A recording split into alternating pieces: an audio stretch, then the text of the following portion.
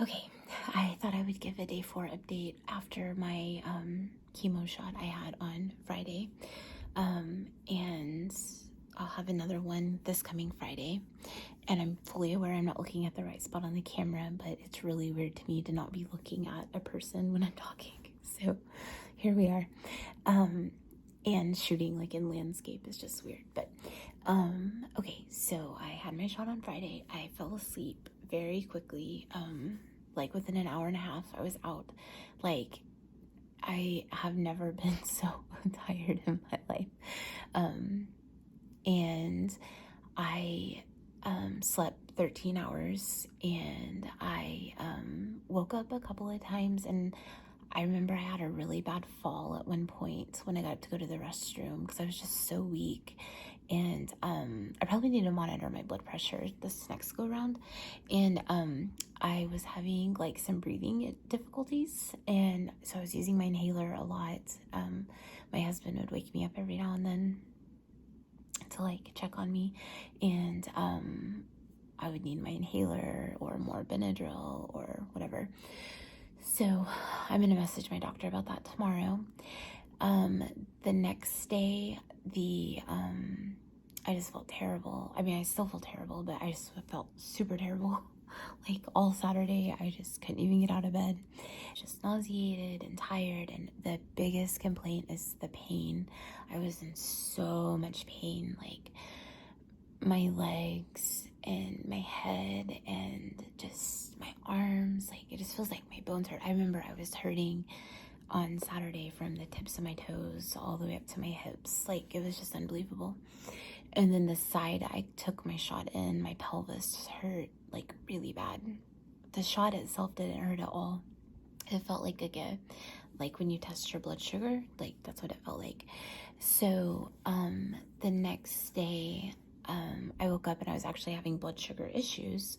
I woke up and I wasn't feeling that great, and so I'm having these weird issues with, well, long story short, I think I got dehydrated because my blood sugars were high, and they're not generally high in the mornings when I'm fasting, and I have to test them for my neurologist. That's like a whole other thing. And so my blood sugars were high, and so I drank a bunch of water because, like, read online, like, why would they be high? So I drank a bunch of water, and they, within half an hour, were back to like a normal fasting range. So that was good. They've also been getting too low, like below the normal whatever, but it's not like drastic. My doctors know and are going to keep their eye on it. And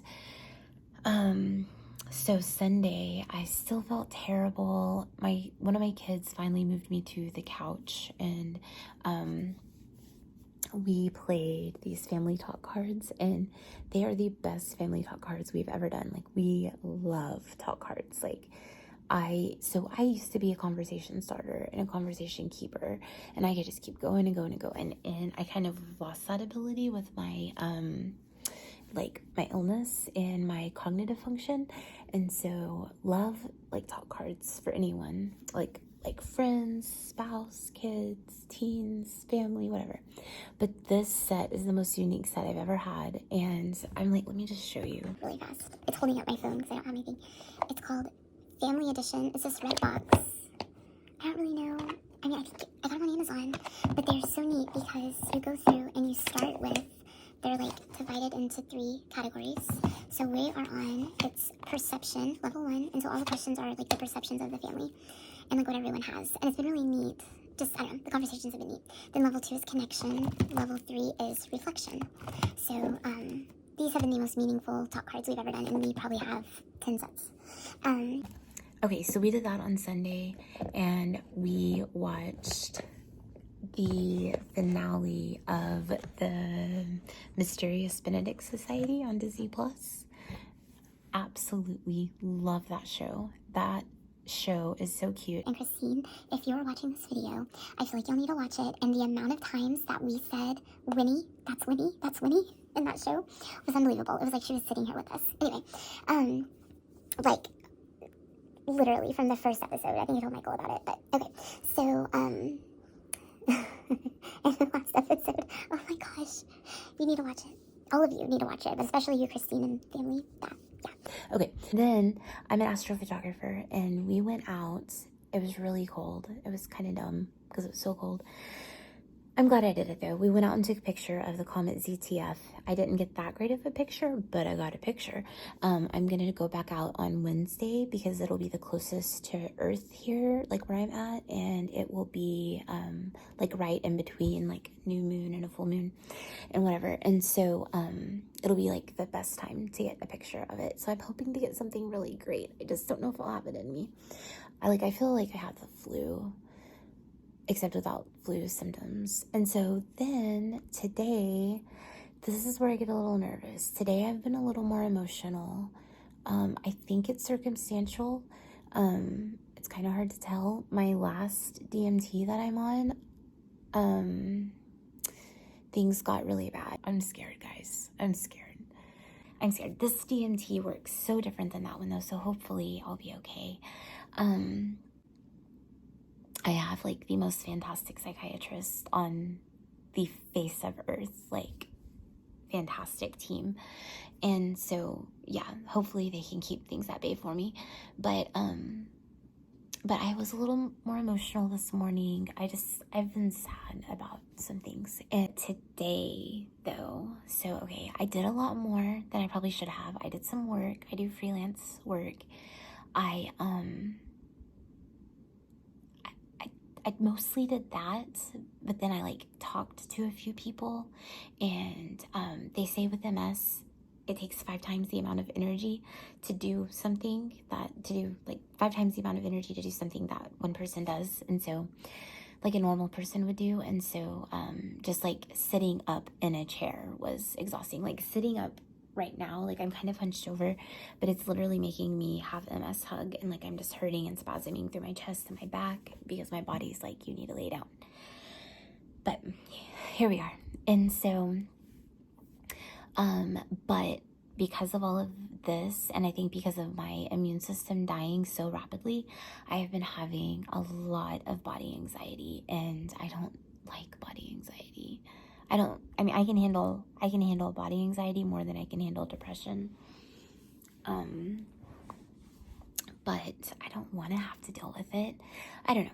I'm just hoping that this passes, and that like each shot, so I did a shot last Friday, I'll do one this Friday, I'll do one next Friday, and then I'll take a week off and then do another one, and then I'll do one like 3 weeks later.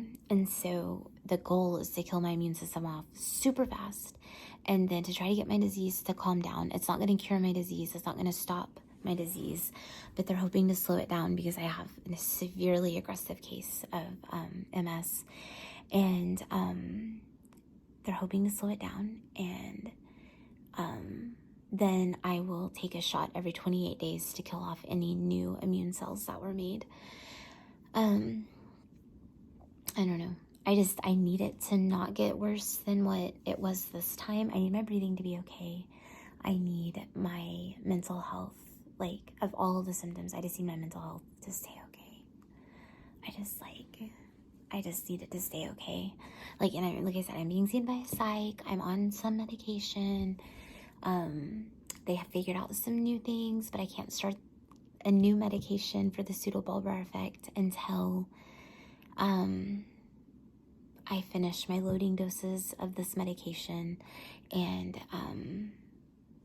so yeah, it's just hard. It's just my brain doesn't send the right signals. Like today, for instance, my best friend sent me a Marco Polo, and I was so happy to see her face, and I was trying to smile and express that, and instead I was ugly crying. Like I couldn't stop ugly crying, and so I like had to get off and like back on because I just like couldn't control my emotions. And so and I wasn't feeling sad at that moment. Like I wasn't sad, I just couldn't stop it. But then once you get crying, you start to feel sad. It's the craziest thing. But then, yeah, so that's it. Today, the body anxiety has been terrible. The pain has been terrible. The fatigue is, yeah, I hope I can do this. I have to. It's really my last option, guys. It's my last option.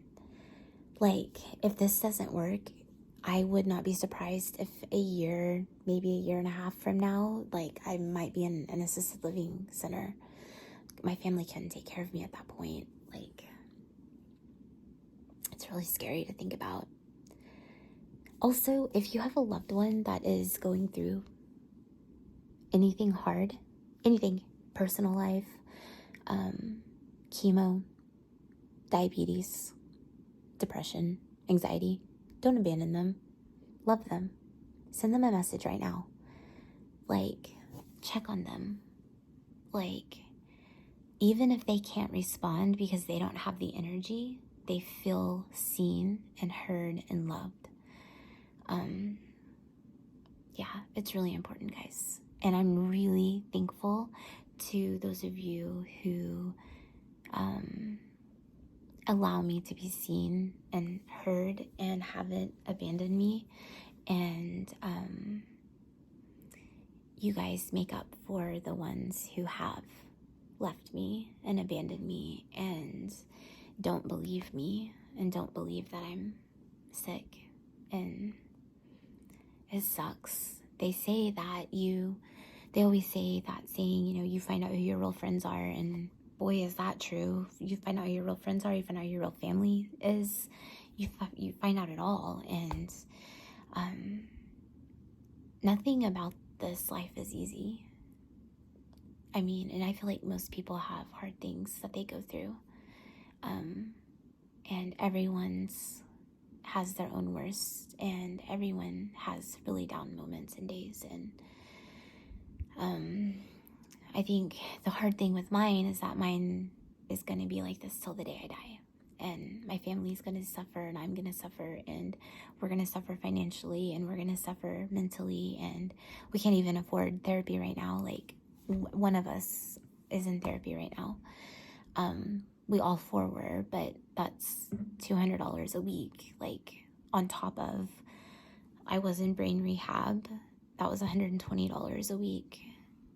And so, I mean, we were paying around $2,000 to $3,000 a month in medical bills. So, like, our medical debt has just skyrocketed, or our debt has skyrocketed. But we had to get me stable, and then, we have the kids, and my daughter, sadly, she has a lot of the same symptoms that I have and had in the beginning. And she has optic neuritis at this point and positive O-bands in her spinal fluids. But she's had 4 hospitalizations in the last year. And it's really hard to see her suffer daily. And having to go out of state for medical care. And I mean, just the medical bills just pile and pile and pile and pile. And not just that, but the stress of all the appointments and balancing, my husband balancing like work. I can't drive, so he's having to drive everywhere, and I can't cook. I'm not allowed to use the stove anymore because I can't feel temperatures. One, I can't stand that long, but I can't feel temperatures. I can't feel when I cut myself or burn myself, and I've had some pretty bad, significant accidents. So, in fact, one of them is showing up in my blood work as something really bad, but it's just because of how bad this burn. I burned my entire back.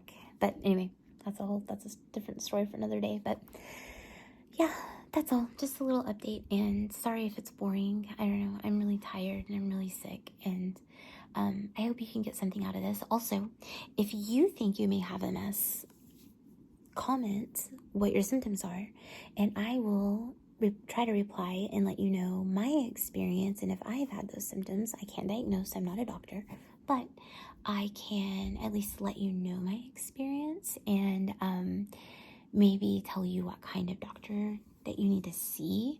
I am so tired of medical gaslighting, because that is what got me to where I am today. And I am so tired of women being dismissed as anxious or hysterical. Anyway, that's all. I'm gonna try to edit this down, and if you have any questions, let me know. I do want to read my journal. I just have had so much going on, and also getting the emotional courage to share this vulnerable part of my life. So anyway, all right, thank you guys for watching so much, and I'd appreciate it if you would subscribe and like and help spread the word. Thanks.